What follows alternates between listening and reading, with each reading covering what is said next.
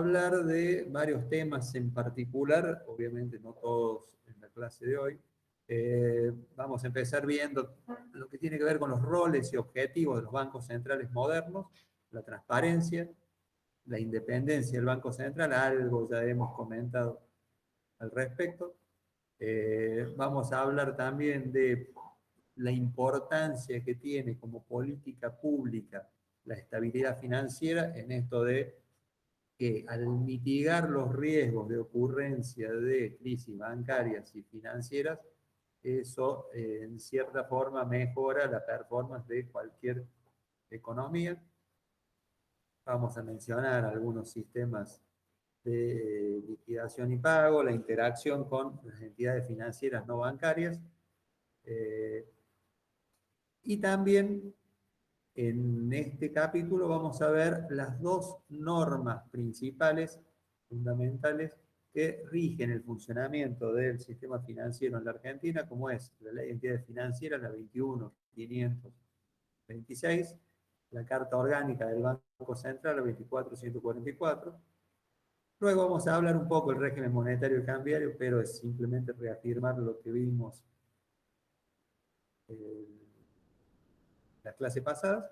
Y también, por último, vamos a hablar del sistema financiero en Estados Unidos, básicamente cuál es el rol de la Reserva Federal de los Estados Unidos.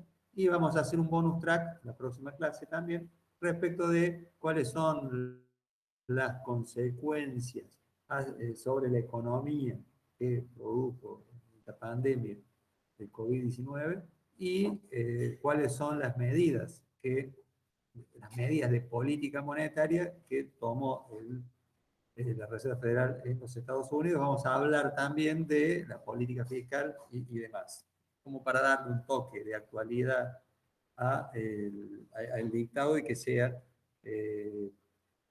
desde la práctica algo interesante para evaluar. Y ahí vamos a ver algunos impactos simplemente sobre los distintos mercados, monedas, bonos, acciones, etc. Pero de nuevo es el bonus track de la próxima clase. Vamos por el principio.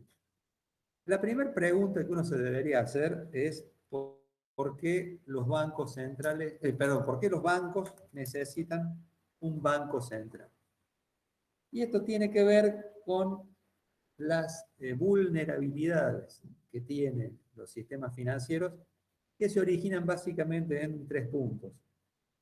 Por un lado, el descalce de plazos entre la cartera activa y la pasiva, es decir, las entidades financieras como negocio en particular toman a corto y prestan a largo, aprovechando este diferencial de tasa de interés que en ese caso es favorable hacia las entidades. Esto genera un descalce, un riesgo de liquidez que es propio de las entidades financieras y que de su correcta administración claramente surge buena parte de su rentabilidad.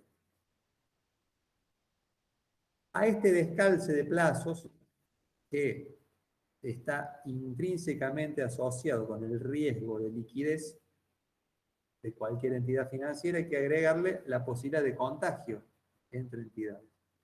Cuando una entidad tiene problemas y las autoridades monetarias no resuelven la cuestión rápida y de una manera aséptica, esto empieza a generar dudas hacia el resto del sistema. Recuerden que hay una cuestión clave en todo sistema financiero, que es la confianza. Si lo que tanto me costó conseguir en la vida, que son los ahorros, y lo tengo depositados en una entidad, ante cualquier rumor o cualquier hecho cierto de que se genera un problema y en el límite pueda llegar a tener una pérdida de capital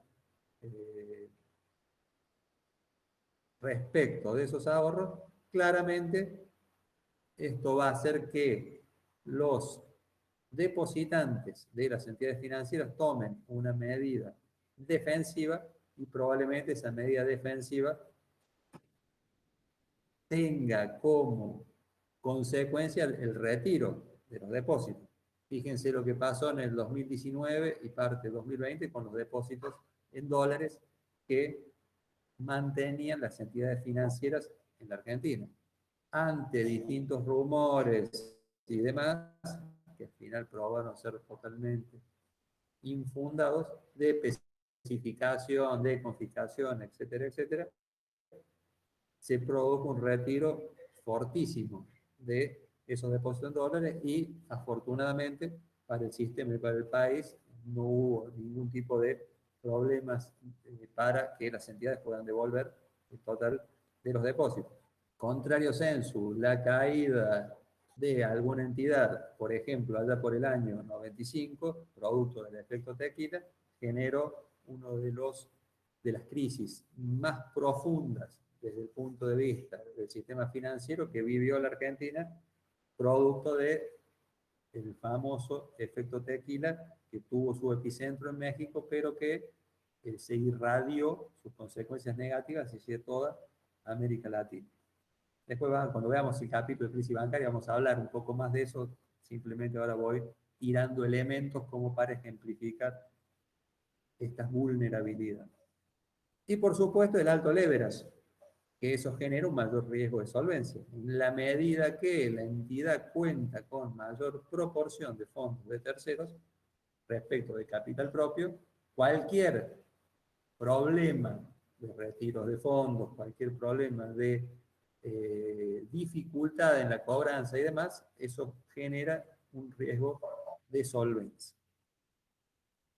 Para mitigar los riesgos de todas estas vulnerabilidades, es necesario que haya un banco central que regule y supervise adecuadamente el sistema.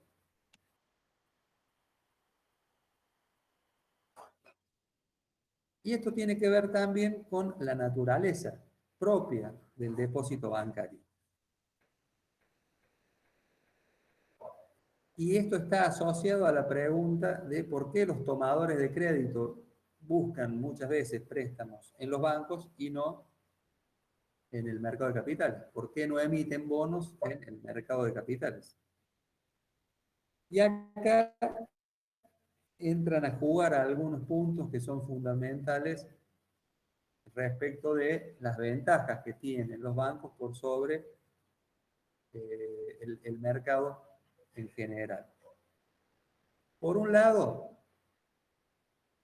los costos de obtención y evaluación de la información sobre la solvencia de los deudores es mucho más bajo en una entidad financiera, pues la tarea del monitoreo de los clientes que llevan a cabo las entidades financieras y especialmente en el relacionamiento de largo plazo con esos clientes, le permite a las entidades poder fondearlo con depósitos que no tienen cotización pública, pero sí que tienen una base de valor nominal fijo. Es decir, un plazo fijo es una deuda no colateralizada, es decir, no garantizada por una entidad, emitida por una entidad financiera, de capital fijo. Es decir, cuando una entidad financiera emite un plazo fijo, doña Rosa, al vencimiento, lo que va a querer es que le devuelvan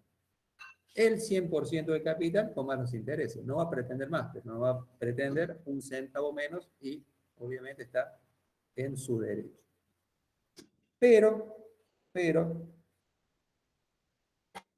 emitir pasivos de capital asegurado, es decir, de valor nominal fijo, tiene una cuestión. ¿Qué pasa si el valor de los activos cae? ¿Qué pasa si la entidad toma malas decisiones del punto de vista crediticio y eso le genera pérdida?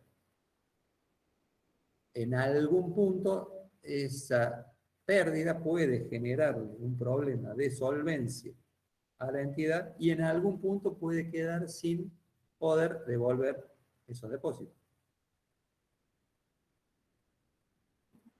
Esa es un poco también una cuestión que está relacionado con la función propia de los bancos centrales en esto de de la regulación y de la supervisión de las entidades financieras, como parte de un eslabón específico de la red de seguridad que en general tienen los sistemas financieros en el mundo. Entonces, la combinación que resulta, como dijimos, de una evaluación incierta de los activos y un valor nominal fijo de los depósitos, es lo que conduce en definitiva a la posibilidad de corridas bancarias. En ese caso, los flujos de fondos, muchas veces, de los bancos sospechados de debilidad, pasan a los bancos fuertes. Y en muchos casos, como fue la secuencia propia de aquel año 95, pleno efecto tequila, donde primero salían los fondos de los bancos chicos a los grandes, después de los grandes a los extranjeros, después de los extranjeros hacia fuera del sistema. Y ahí es donde se produjo el pico de la corrida. Para que se den una idea simplemente de magnitud, en diciembre del año 94 existían algo así como 193 entidades financieras en la Argentina. A fines del año 95, principio del 96, es decir, un año y días después, había 127. O sea, fue una feroz concentración lo que se produjo en el medio de caídas, quiebras, fusiones, adquisiciones y demás entidades. Y en el medio hubo unas cuantas pérdidas soportadas también por los ahorristas, dado que en aquel momento no existía el régimen de garantía de los depósitos y por las restricciones de la ley de convertibilidad, el Banco Central no tenía muchas herramientas para poder ayudar a las entidades en problemas. Pero de nuevo, insisto, esto vamos a profundizar cuando toquemos el tema específico de las crisis bancarias.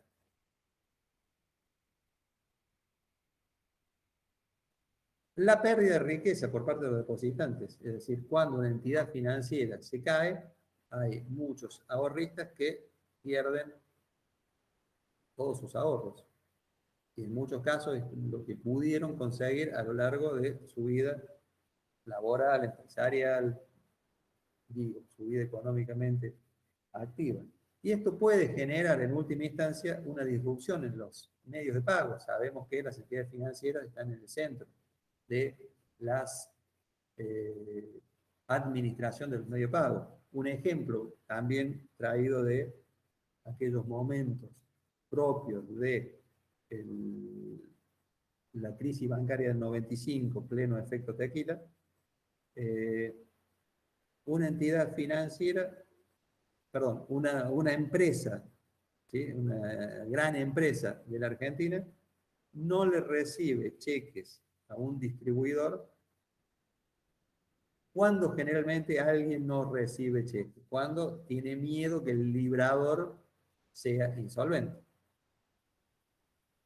Es decir, que llegado el vencimiento no lo pueda cobrar y que venga rechazado por falta de fondo, como les enseña Marcelo en la clase de los miércoles. En este caso puntual no era un problema del librador, era un problema que la gran empresa no estaba seguro de que al vencimiento del cheque el banco girado existiese, es decir, esté en condiciones de brindar el servicio de pago del cheque. Es lo que se llama la ruptura de la cadena de pago y fue realmente muy complicado la salida en aquel momento, luego de estas cuestiones individuales que tuvieron que soportar las entidades. Por todas estas cuestiones es necesario un banco central.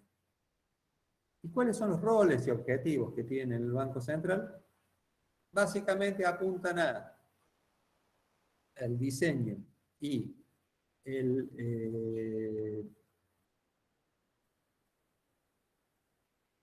al diseño y a llevar a cabo la política monetaria, perseguir la estabilidad financiera, es decir, mitigar los riesgos de ocurrencia de una crisis, y a la supervisión y regulación tanto de instituciones grandes y pequeñas y regulaciones a nivel macro y micro, que después en el próximo capítulo vamos a ver específicamente cuáles son las principales regulaciones. Hay muchas más, pero vamos a ver las que tienen más relación con liquidez y solvencia, que son, insisto, los principales riesgos de las entidades. Por eso hablamos de más macro, hablamos de política monetaria, estabilidad financiera, más micro, lo que es regulación y supervisión de las instituciones financieras.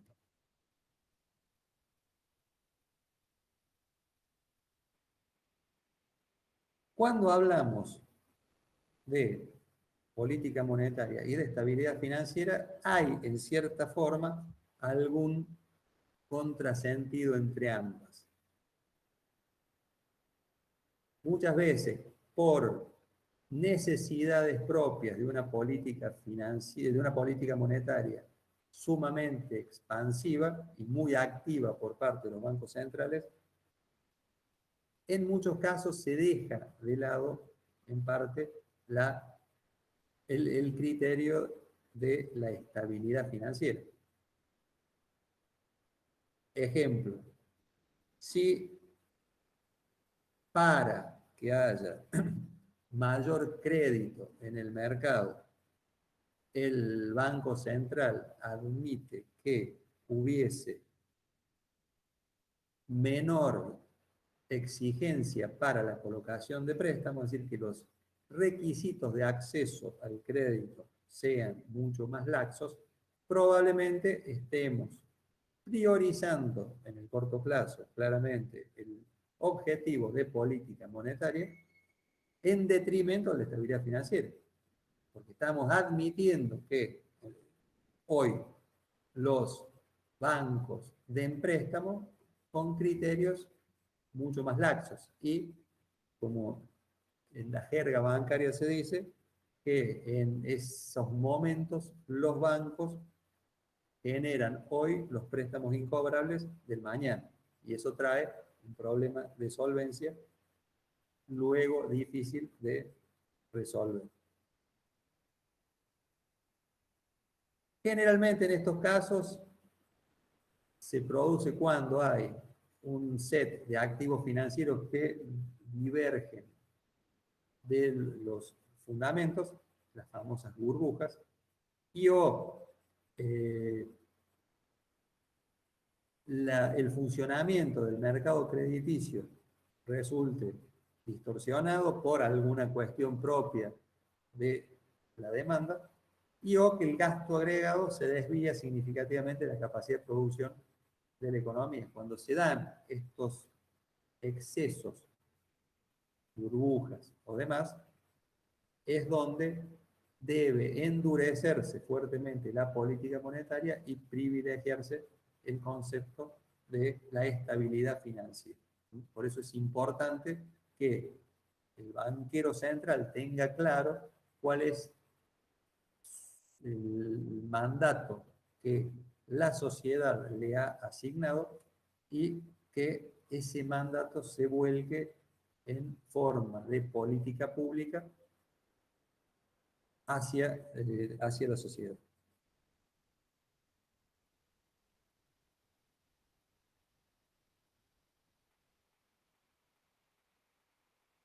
Hay dos dimensiones para perseguir el principio de estabilidad financiera. Por un lado, la prevención de la inestabilidad. Esto es, actuar ex ante, y promover un escenario con inflación baja y estable y un sostenido crecimiento económico. Ahí lo que estoy haciendo es que si tengo una macro sólida, eficiente, probablemente esté disminuyendo el riesgo de inestabilidad financiera en el futuro. O el manejo, ¿sí?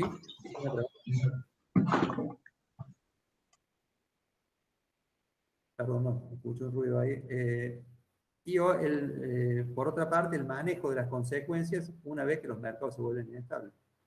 Que es un poco la discusión que hay hoy, y esto lo vamos a ver a fines de la próxima clase, en el cual los banqueros centrales, especialmente la Reserva Federal, está dispuesto a tomar un poco más de riesgo, está dispuesto a que primero ocurran algunas cuestiones como que se verifique un nivel de inflación por sobre las metas especificadas para luego actuar. Hasta ahora, hasta, digamos, la ocurrencia de la pandemia, lo que se hacía era, al revés, era preventivo. O sea, se tomaban las medidas de manera preventiva. Ahora, como dice el último comunicado de la Reserva Federal, las decisiones van a ser sustentadas por los datos de la realidad.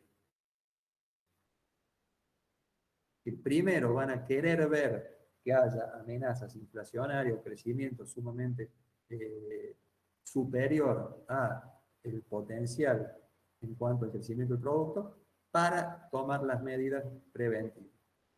Obviamente, ese segundo esquema cierra con la credibilidad. Acá va a ser fundamental que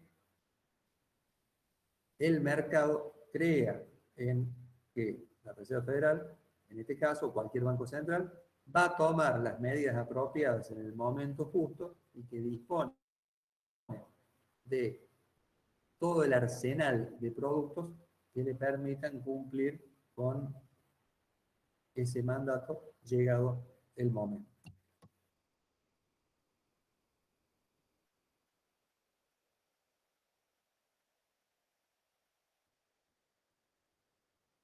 Y eso forma parte, como decíamos, de la discusión, en el cual algunos dicen que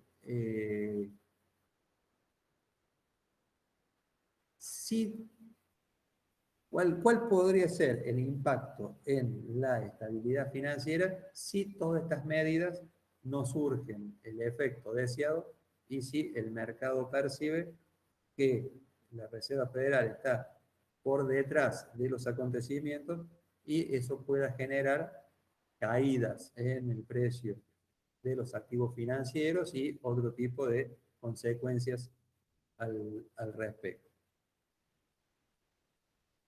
Es decir, es crucial cómo el público percibe, el público, los inversores perciben este mandato que tienen los bancos centrales, en este caso puntual que estamos hablando de la Reserva Federal, y cuál sería la modalidad de acción. En la medida que el Banco Central sea muy activo en cuanto a la definición de estos objetivos, probablemente lo que haga es incentivar o incrementar el riesgo moral hazard, que también ya lo hemos visto. Es decir, el riesgo de que el público, en general, los inversores y demás, y los banqueros, tomen riesgos exagerados pensando que la Reserva Federal o cualquier banco central, llegado el momento, va a tomar las medidas necesarias para salvar. Este es un concepto que permanentemente, el riesgo moral, concepto que permanentemente los banqueros centrales tienen que tener en cuenta a la hora de tomar sus decisiones en base a los distintos objetivos.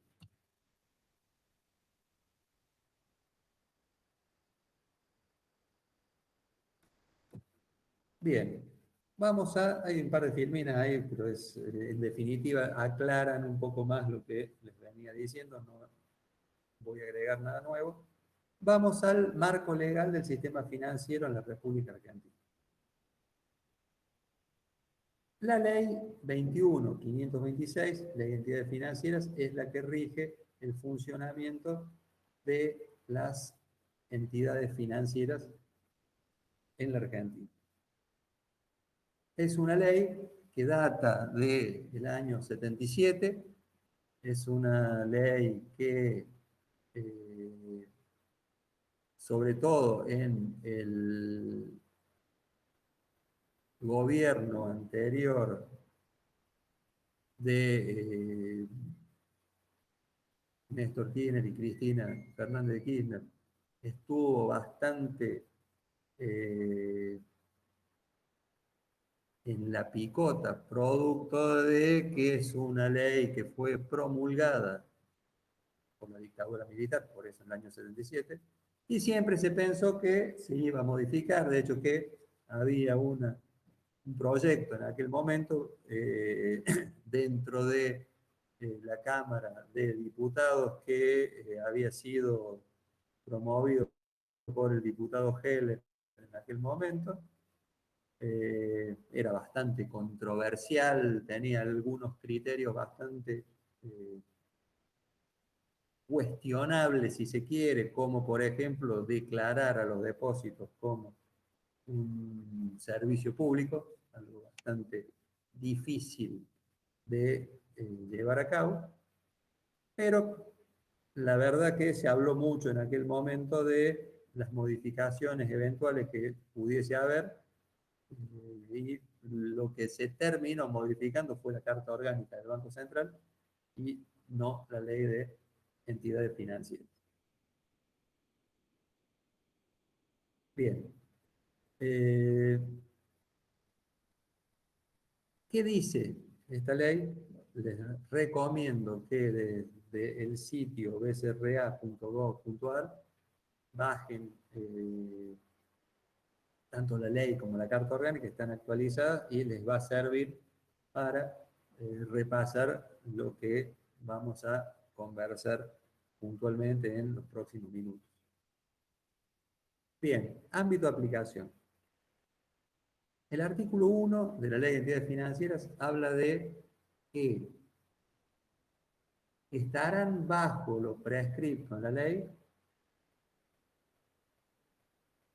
todas las actividades de intermediación habitual entre la oferta y demanda de recursos financieros que efectúen, y habla de personas físicas, personas jurídicas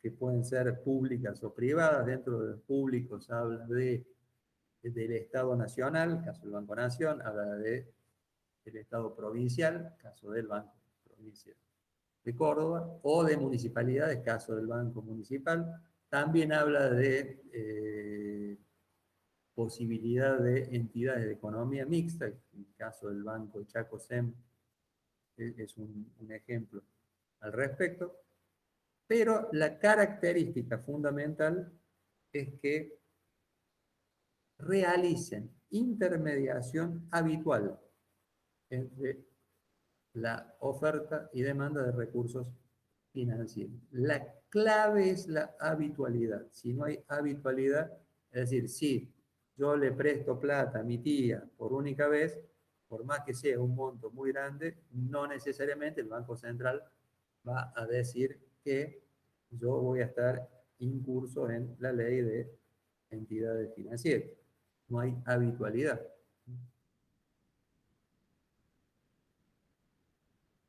Y en el punto 2 habla de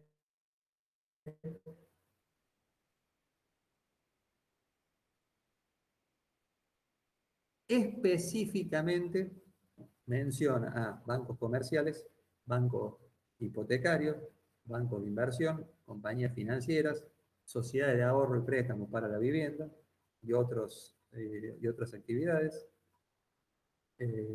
cajas de crédito operativas, diciendo que por el hecho de su constitución y su objeto societario, están sí o sí dentro de lo previsto por la ley de entidades financieras. Supongamos que fuese un banco comercial, que es una utopía, digamos, pero un banco comercial que no haga actividad, porque esté por cerrar, hubo algún caso muy puntual, y Bank of New York, una época cuando estaba por ir y mientras hacía los trámites para su autoliquidación, no hacía actividad de intermediación financiera, pero estaba bajo la órbita del Banco Central. Pero este tipo de entidades están eh, dentro de lo previsto por la 21.526. Y el punto 3 habla de que el Banco Central, como autoridad de aplicación, podría definir que determinadas entidades, por su volumen operativo y su importancia dentro del sistema financiero, podrían estar dentro de lo previsto por la ley 21.526. Es decir, todo el que haga habitualidad tiene que estar. Todos los bancos comerciales, hipotecarios, bancos de inversión, compañías financieras y demás, por su característica también tienen que estar. Y toda otra entidad que por su importancia en el sistema monetario y bancario del país, también el Banco Central podría designarlo como incurso en lo previsto en esta ley. El artículo cuarto habla de la autoridad de aplicación. La autoridad de aplicación es el Banco Central de la República Argentina. No vamos a hablar mucho del Banco Central acá, porque vamos a ver su carta orgánica y ahí sí vamos a detallar todas las cuestiones que pueden llevarse a cabo. Y el artículo 5 y 6 hablan de que, no se olviden que una entidad financiera, en definitiva, actúa por un lado como intermediario, pero también actúa como empresa. ¿Sí? Es decir, un banco comercial no solamente toma y presta, sino también que puede comprar inmuebles, puede para uso propio, obviamente, que es una inmobiliaria, eh, puede eh, o debe, ¿no es cierto?, tener todas las actividades propias de una empresa. Es decir, es una sociedad anónima, responde ante IPJ o IGJ en Córdoba, Buenos Aires, por la parte pertinente ante las autoridades impositivas, AFIP, IGR, municipalidad, etcétera, etcétera, pero siempre en forma complementaria a el Banco Central, que es el principal ente regulador y supervisor del sistema financiero. Bien, habíamos hablado en varias oportunidades de que la actividad financiera es una actividad sumamente regulada. ¿Sí? Y habíamos dado las características por las cuales debía ser regulada y supervisada. Habíamos dicho de que su nivel de apalancamiento, si el leverage era sumamente elevado, tenía mucha relación en cuanto a los fondos que administra de terceros respecto al capital propio, y si a eso le sumamos que en general la responsabilidad de los accionistas estaba limitada al capital aportado porque eran sociedades anónimas, y encima le agregamos el tema de estar en la centralidad de los medios de pago, claramente sienta las bases fundamentales para que el Banco Central sea un gran hermano que regule y supervise la actividad para mitigar los riesgos de ocurrencia de crisis bancaria. Y esta regulación empieza de manera muy temprana. En los artículos 7 a 18, la ley de entidad financiera habla de la autorización y las condiciones para funcionar. Lo que dice básicamente es que una entidad no puede dar inicio a sus actividades sin la autorización previa del Banco Central. Es decir, hoy por hoy la normativa admite que un capital mínimo de un banco comercial sea de 26 millones de pesos. Realmente es un número que ha quedado totalmente desactualizado, sumas fijas en un país con tanta inflación como tiene Argentina, rápidamente se vuelven insignificantes en el tiempo, pero supongamos que tenga 26 millones y mañana quiero abrir un banco, no puedo. Tengo que pedir autorización al Banco Central. ¿Quién la dará? O sea, para pedir la autorización hay que presentar todo un esquema donde tengo que decir qué quiero hacer, cuáles son los objetivos, cuál es la zona geográfica a la que voy a abarcar, cuáles son los productos que voy a ofrecer, quiénes son los accionistas, directores, síndicos, promotores y demás. Recuerden que la actividad financiera es una actividad de confianza y donde es fundamental que el management de la entidad cumpla con dos cuestiones muy importantes que el Banco Central les exige, que es idoneidad y experiencia. No solamente tienen que tener idoneidad en temas relacionados con la industria financiera y bancaria, sino también experiencia. Tienen que haber trabajado en un directorio, como gerente y demás de alguna entidad financiera. Es decir, uno de los puntos fundamentales para mitigar los riesgos de ocurrencia de una crisis es tener personas idóneas manejando una entidad. Obviamente también cuando los accionistas de una futura entidad presentan su plan de negocio, también tienen que presentar sus antecedentes.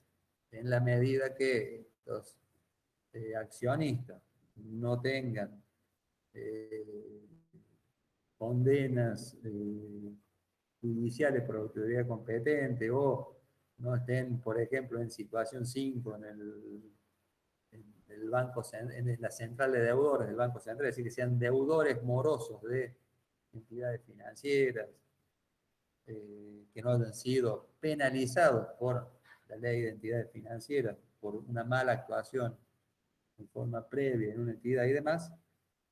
Esos son requisitos fundamentales para que el Banco Central te dé una aprobación. ¿Puede denegar la aprobación? Sí, puede denegarla fundadamente, ¿sí? Y tiene un plazo determinado para divulgar esa negativa.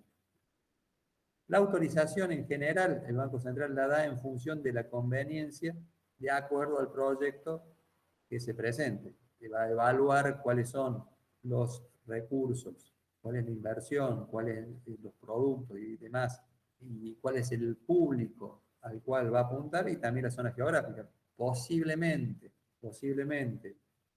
el Banco Central va a mirar con mejores ojos una entidad financiera que y tenga como objetivo, ubicarse en una provincia que una entidad monocasa en el microcentro de la capital federal, donde tenés unas cuantas entidades que hacen exactamente lo mismo y agregar a ese subconjunto no debería sumar mucho en cuanto a la calidad del sistema a nivel agregado. Pero básicamente son las cuestiones que tiene en cuenta el Banco Central. Pero no solamente para una entidad nueva. Si hay una entidad que quiere adquirir a otra, o si hay un grupo de accionistas que quieren comprar un banco ya, un banco, una compañía financiera o fuera, ya en actividad, también esas transacciones deben ser aprobadas por el Banco Central. Incluso si hay un banco que quiere vender su paquete accionario, también debe notificar tanto comprador como vendedor al Banco Central y el Banco Central lo autorizará. Acá hay un tema. Si cualquiera de nosotros tiene 100 lucas en la caja de ahorro y quiere comprar acciones de Banco Francés, Banco Galicia o Banco de Valores, cualquiera de los bancos que cotizan en la bolsa, claramente no por eso el Banco Central va a pedir que las transacciones minoritas sean informadas. Habla de transacciones significativas. En Estados Unidos, por ejemplo, la Securities and Exchange Commission obliga a divulgar, y obviamente la Reserva Federal obliga a la información, cuando es más del 7% del paquete accionario. En Argentina no está ese número, pero me imagino que transacciones de ese nivel deben ser puestas a consideración de la autoridad monetaria para su aprobación. Y no solo eso, no solamente la apertura de una entidad nueva o la venta de una entidad vigente, sino también el Banco Central autoriza la expansión de las entidades financieras. Si una entidad quiere abrir una sucursal, si quiere poner un cajero automático, si quiere abrir una oficina de menor jerarquía, es decir, cualquier tipo de dependencia, ya sea a nivel local o fuera del país, debe contar con la autorización del Banco Central. Fíjense hasta dónde llega el nivel de control que el Banco Central quiere tener. De hecho, que cuando una entidad quiere abrir una sucursal, por ejemplo, tiene que cumplir con toda una serie de requisitos de seguridad física y seguridad electrónica, es decir, de cumplir con toda una serie de requisitos que el Banco Central viene, controla y si está todo ok, le da la autorización. Caso contrario, se le puede denegar. Esto tiene que ver con que las entidades financieras, como dijimos anteriormente, la mercadería que manejan es el dinero, son un blanco muy apetecible por parte de distintas bandas de forajidos que, sabiendo de que hay efectivo en todo momento, van a tratar de buscarle la vuelta para organizar algún atraco. Bien, con esto vimos los artículos de 7 a 18. Sí, hay algunos que pasamos largo, pero no tiene mucha relevancia. Vamos al 19, que habla de publicidad.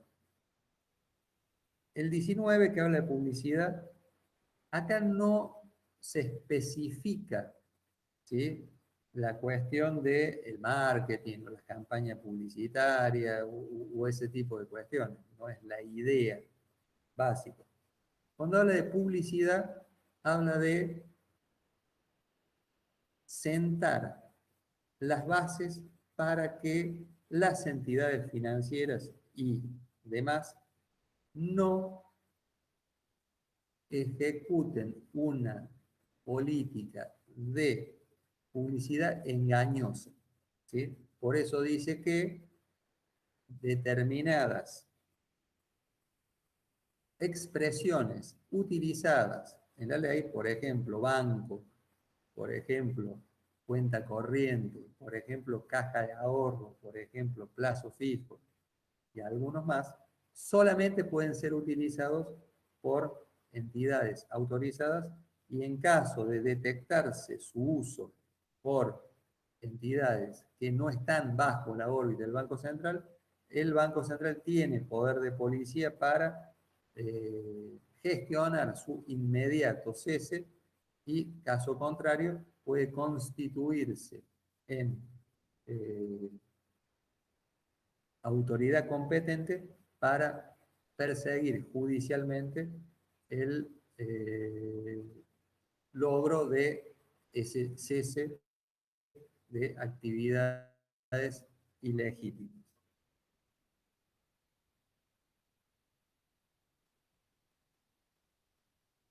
Me estoy olvidando un punto acá.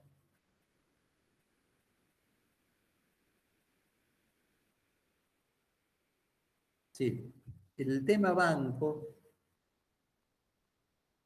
es quizás un poquito, en cierta forma, complicado. Si uno habla banco, no sé, Banco del Sur, es decir, cualquiera que no existe, claramente entra dentro del concepto. Ahora, banco de trabajo. Se puede prestar a cierta confusión. De hecho que, por ejemplo, en Guatemala, el principal banco comercial que existe se llama Banco del Trabajo. Ahí podría ser un poco más discutible la cuestión, o el Banco de la Mujer, que existe aquí en Córdoba, que es una oficina gubernamental, que creo yo que como es gubernamental y demás, porque eso no está bajo la órbita del Banco Central, como es gubernamental, tiene esa dispensa.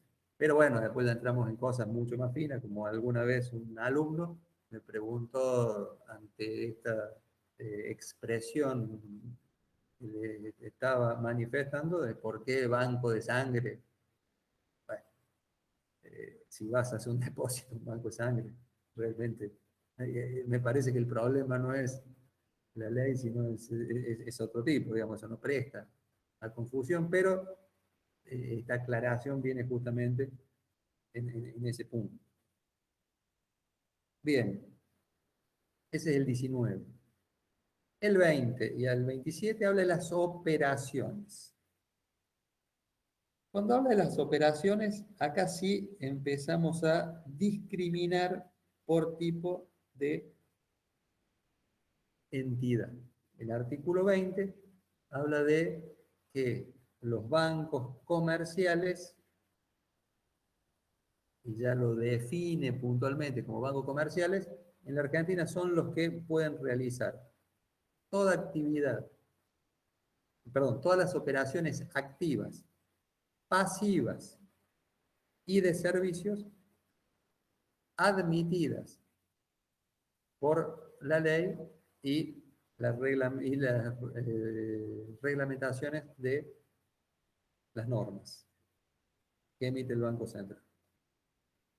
Fíjense, la entidad denominada banco comercial puede hacer todas las operaciones activas, o sea, todo lo que tiene que ver con otorgamiento de financiamiento, pasivas, todo tipo de captación de fondos, y de servicios, todo tipo de venta, de seguro, de productos, tarjeta de crédito y demás. Brindar el servicio de ATM, etcétera, etcétera, en tanto y en cuanto no esté prohibido por la ley y la normativa. Claramente es el concepto de banca universal, donde el banco comercial puede hacer prácticamente todo. Y después, el 21, el 27, habla de otros tipos de entidades, como por ejemplo el banco hipotecario. Si tuviésemos en una clase presencial, les preguntaría si existe en la Argentina algún banco hipotecario. Y la pregunta obviamente es un poco engañosa, porque existe banco hipotecario, sociedad anónima en la Argentina, pero es un banco comercial, el banco hipotecario. ¿Sí? De hecho, que es uno de los principales emisores de tarjeta de crédito del país. Obviamente, el viejo Banco Hipotecario Nacional, ¿sí? Que luego se convirtió en Banco Hipotecario, o sea, con la privatización allá por los 90, ese banco sí era un banco hipotecario. ¿Qué significa ser banco hipotecario? Significa que tiene actividades más restringidas. Por ejemplo, el banco hipotecario se fondea mediante depósitos a plazo o la emisión de las famosas cédulas hipotecarias. Cuando veamos el capítulo de securitización vamos a hablar muy brevemente al respecto. Y su principal actividad de financiamiento es el otorgamiento de préstamos hipotecarios para compra, refacción, etcétera, de viviendas urbanas, rurales, comerciales, para individuos, etcétera, etcétera. Es decir, tiene que ver específicamente con toda la actividad hipotecaria en particular. ¿Por qué en Argentina no existen bancos hipotecarios? Y uno podría pensar que, dado la imposibilidad de generar mecanismos de financiamiento a largo plazo, no es atractivo para ninguna entidad financiera. De hecho, que en los últimos años, eh, básicamente los únicos préstamos hipotecarios, sacando el periodo del UBA, los únicos préstamos hipotecarios son los del Procrear, que se fondeaban con el dinero del ANSES. Pero dar préstamo en pesos a 15 años de plazo, a una tasa en aquel momento del 14, del 15%, claramente hay una transferencia de rentabilidad de un sector de la sociedad a otro. Si los jubilados contribuyeron con los tomadores de ese crédito. Con la inflación que hay, claramente es una tasa absolutamente negativa. Lo mismo ocurre con los bancos de inversión. Usualmente, los bancos de inversión que en Estados Unidos tienen una relevancia muchísimo mayor, caso de Goldman Sachs, caso de Morgan Stanley, con algunas características que cuando veamos la crisis del 2008 vamos a comentar. En un país donde el mercado de capitales es bastante chico y limitado por la imposibilidad de conseguir fondeo de largo plazo, la figura del banco de inversión no tiene mucho sentido. De hecho, que en la actualidad, sinceramente, no sé si existe algún banco de inversión en particular, el BAX, por ejemplo, que es el banco de segundo piso del hipotecario, y no muchos más.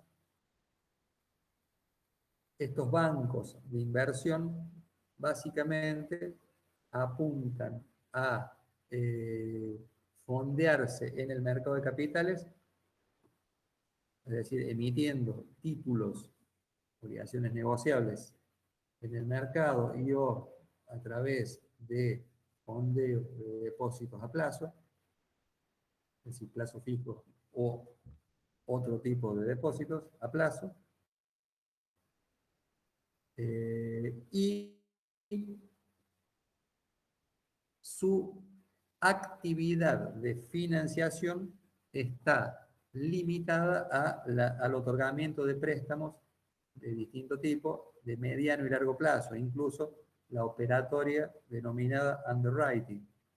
¿Qué es el underwriting? Después vamos a verlo más en particular, pero aclarar que es una operación de financiamiento que usualmente los bancos de inversión le otorgan a una firma que quiere, que es YPF, quiere emitir obligaciones negociables en el mercado. Lo que hace el banco de inversión es prefinanciar esa emisión mediante este contrato de underwriting y se cobra con el producido de la venta de esos títulos en el mercado. Obviamente, la organización y colocación de esos títulos están en manos de ese banco de inversión. Como esa actividad también la pueden realizar en Argentina los bancos comerciales, es que es una actividad que prácticamente no se ha desarrollado en el tiempo. Algo en los 90, el MBA y algún otro banco de inversión, pero no mucho más. Hay otros tipos de entidades, simplemente vamos a mencionar dos de ellas. Una, las compañías financieras. Las compañías financieras, en cierta forma, tienen un problema de marketing, por así decirlo.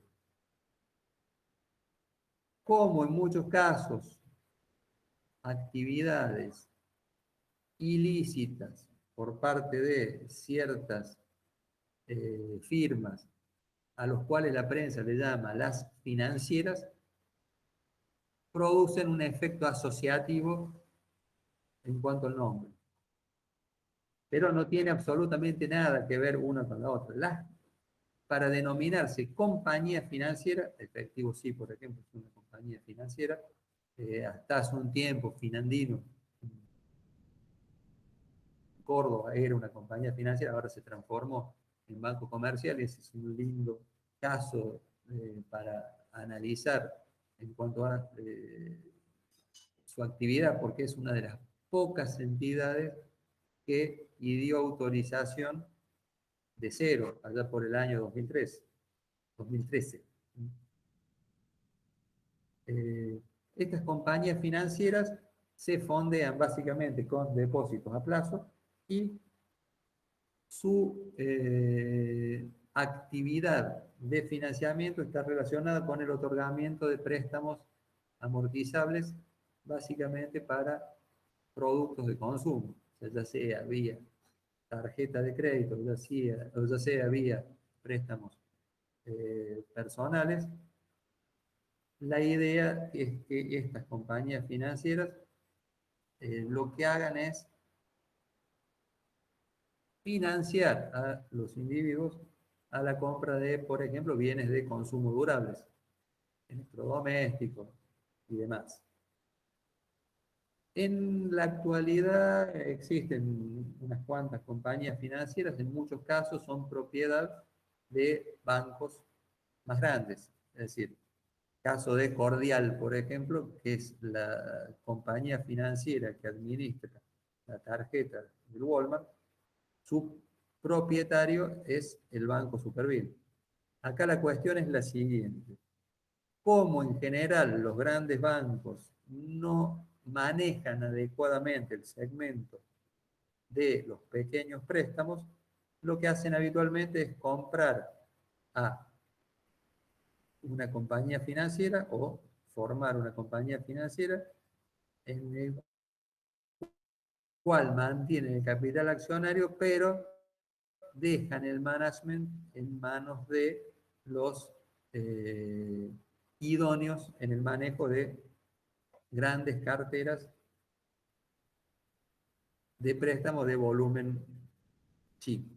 ¿Sí? Hay toda una cuestión ahí de diseño de los scorings para el otorgamiento de préstamos, de la cobranza, manejan otras tasas, es otro segmento que en cierta forma, si se maneja mal, pueden deslucir la performance de un banco grande, por eso usualmente separan en distintos segmentos esa exposición. Dentro también del capítulo operaciones están lo relacionado con las cajas de crédito cooperativas, simplemente lo menciono, pero no lo vamos a ver, porque esto fue una idea de que las mutuales y cooperativas que realizan actividad de intermediación financiera se constituyan en cajas de crédito cooperativas y que pasen a participar del Banco Central, un tema político entre el INAES y el Banco Central, oportunamente, estoy hablando del año 2007, 2008, 2009, hizo que hoy prácticamente no haya ninguna entidad de este tipo en el mercado.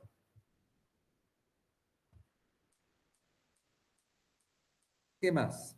el artículo 28-29 habla de las operaciones prohibidas y limitadas. Las vamos a mencionar simplemente. En la primera de ellas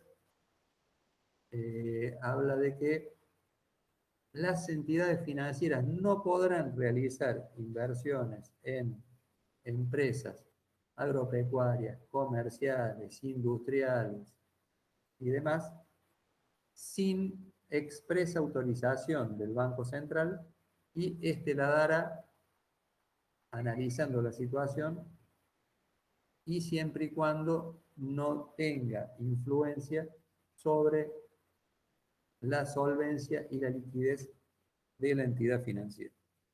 ¿Por qué sé? Supongamos que una entidad financiera habitual opera de la siguiente manera: capta depósitos a plazo, 30 días, y presta, por ejemplo, en compra cheque.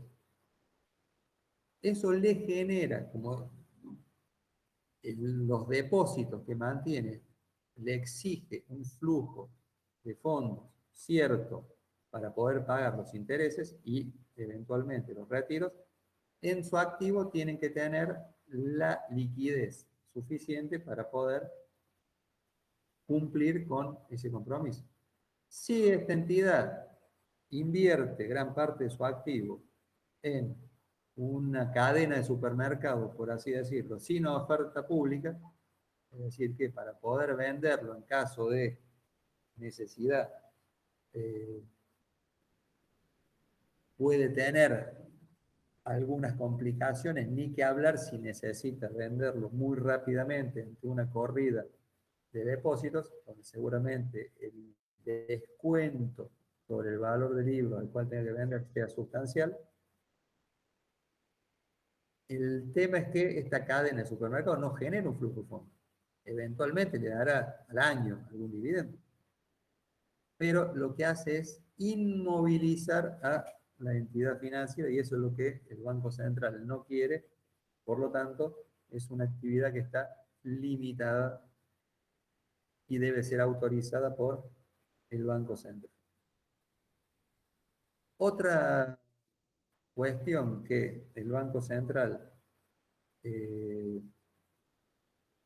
limita es, o prohíbe en realidad, es el de recibir como garantía de una operatoria de préstamo las propias acciones de la entidad. Esto tiene que ver con que el patrimonio de la entidad es el colchón que tiene la entidad financiera ante la ocurrencia de pérdidas inesperadas. Si recibo las propias acciones, lo que le estoy dando al tomador del préstamo, que en muchos casos puede ser alguna persona relacionada, es la posibilidad de, si le va bien a la entidad, paga el préstamo. Y si no, no paga el préstamo. Total, el asiento contable final que realiza la entidad financiera es el de patrimonio neto a préstamo. Es decir, castiga directamente sobre el capital. Esa es una conducta que el Banco Central no está dispuesto a tolerar ni a aceptar, y por eso está prohibido de recibir en garantía las propias acciones de la entidad. Y esto también está relacionado con otra actividad prohibida o limitada, que es la imposibilidad de otorgar préstamos a personas vinculadas en condiciones más favorables que al resto de la clientela. Es decir, no le puedo dar un préstamo al hijo de el presidente de la entidad, o sea, la empresa, el hijo del presidente, a una tasa, digo, del 10% anual, cuando la tasa usual es del 30%. ¿Por qué? Porque en realidad lo que estoy haciendo es perjudicando de alguna manera a los depositantes, y beneficiando a una persona vinculada. ¿Por qué? Y porque un préstamo al 10%, cuando la tasa habitual es del 30%, claramente le genera una pérdida a la entidad. Es decir, no se puede prestarle, realizar operaciones con vinculados en condiciones más favorables que las del mercado. Tampoco está permitido, salvo con autorización del Banco Central, gravar los activos de la entidad. Y esto tiene su lógica. Imagínense que una entidad tenga en su activo un inmueble solamente, vamos a simplificar abruptamente la cuestión, tiene un inmueble que vale 100 pesos y 100 pesos de préstamo.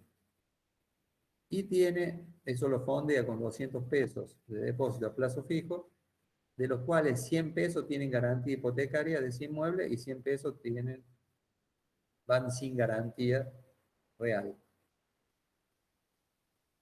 Estaría beneficiando a parte de los depositantes en detrimento del resto, dado que le he dado una garantía real. Por eso, para evitar ese tipo de comportamientos, el Banco Central no permite, salvo con autorización propia, poder gravar, es decir, hipotecar, por ejemplo, o prendar parte de su activo. Y por último, el 29 habla de que el servicio de cuenta corriente y cheque y lo que son la gestión de cobro plaza a plaza solamente la pueden realizar los bancos comerciales. O sea, la cuenta corriente solamente la pueden administrar los bancos comerciales, no así el resto, no así los hipotecarios, no así las compañías financieras, no así los bancos de inversión. Liquidez y solvencia habla simplemente de los capitales mínimos que deben mantener las entidades y de los encajes. Y dice que el Banco Central es el que va a regular la modalidad de implementación de esos puntos. No abundo en eso porque vamos a ver más adelante. Lo mismo del 36 al 38, el régimen informativo, contable y de control, es decir, todos los elementos que va a requerir el Banco Central para llevar a cabo su tarea de supervisión, que se basa en un régimen informativo, contable y de control que es muy exhaustivo y es muy caro para la entidad financiera. Tiene que tener la entidad financiera un soporte tanto de sistemas como de recursos humanos para administrar ese régimen informativo, y el incumplimiento de ese régimen informativo tiene consecuencias severas para las entidades. Dos puntos más de la ley: el secreto bancario, artículo 39 y 40, donde dice que las entidades no podrán revelar información de las operaciones pasivas que realicen. Fíjense que no habla de operaciones, de todas las operaciones, solamente las operaciones pasivas. ¿Cuáles son las operaciones pasivas? Los depósitos. Y eso tiene su razón de ser.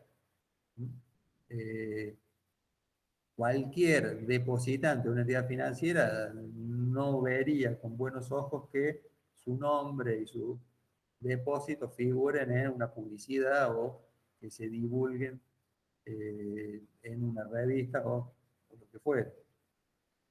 Contrariamente, las operaciones activas de la entidad financiera sí tienen su razón de ser. Por ejemplo, cuando uno toma un préstamo, cualquiera de nosotros toma un préstamo personal, si vos entras con tu número de QUIL a la central de deuda del Banco Central, va a figurar con tu nombre, va a figurar el monto y la situación de ese préstamo. Y eso es, desde el punto de vista social, es deseable, porque permite disminuir en promedio la morosidad del sistema. ¿Sí? ¿Por qué? Porque si vos estás en situación 5 en una entidad financiera, es decir, que tenés atrasos de más de un año en el pago, claramente ninguna otra entidad se va a comprometer patrimonialmente a darte un préstamo. Por eso digo que desde el punto de vista social es deseable esa cuestión.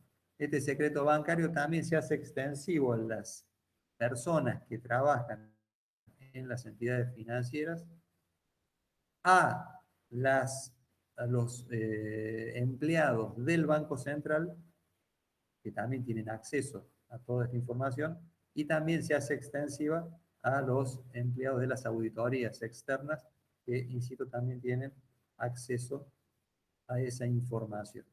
¿Cuáles son las excepciones que hay al secreto bancario? El requerimiento de un juez cuando hay un proceso judicial puede requerir información sobre determinado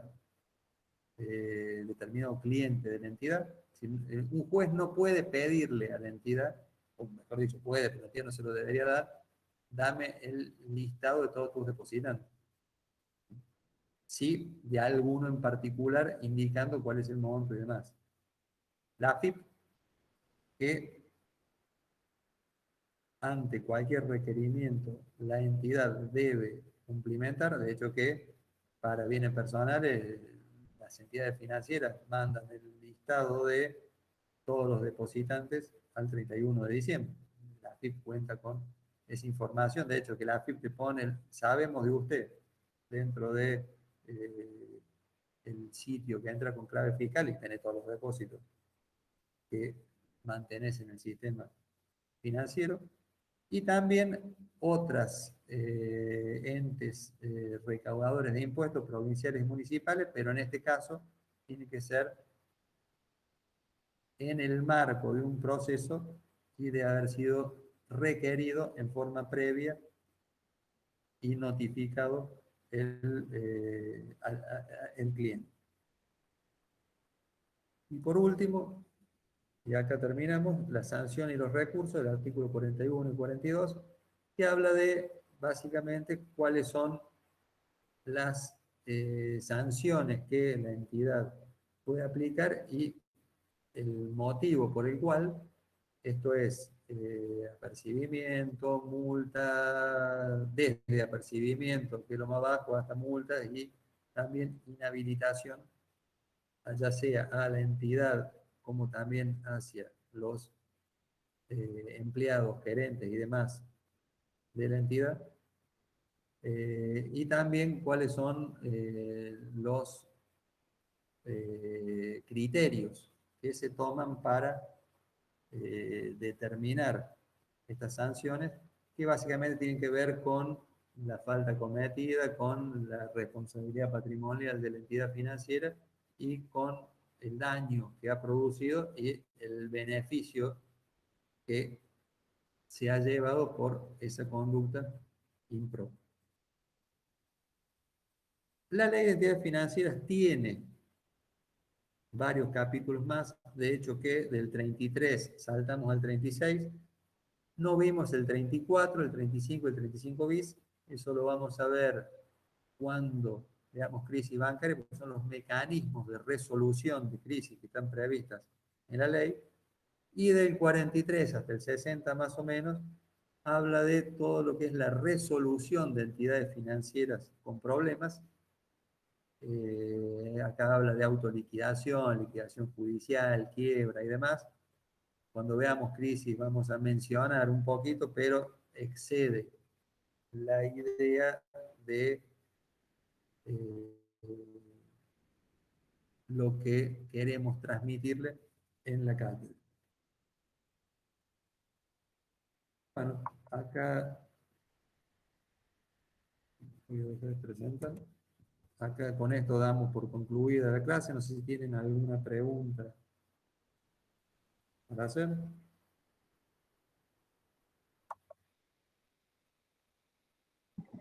No, profe, ninguna. Súper interesante. Bueno, bárbaro. Muchas gracias. Bueno, el viernes no hay clase, entonces nos vemos el próximo lunes. Gracias a todos. Nos vemos el lunes, profe. Gracias. Chao, profe. Chao.